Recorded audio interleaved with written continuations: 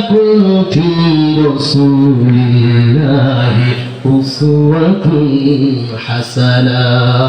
ও মানব মণ্ডলী, তোমাদের জন্য সর্বোত্তম আদর্শ হিসেবে আমি মুহাম্মদ রাসূলুল্লাহ সাল্লাল্লাহু আলাইহি ওয়াসাল্লামকে প্রেরণ করলাম। তার মধ্যে রয়েছে উত্তম আদর্শ। ঘুম থেকে নিয়ে ঘুমানো পর্যন্ত, বাচ্চা থেকে নিয়ে শেষ পর্যন্ত, মৃত্যু পর্যন্ত, জীবন থেকে নিয়ে জীবন মৃত্যু পর্যন্ত, এই পৃথিবীর শুরু থেকে নিয়ে কিয়ামত পর্যন্ত সবটা সময় আল্লাহ রাসূলের আদর্শ আছে না নাই?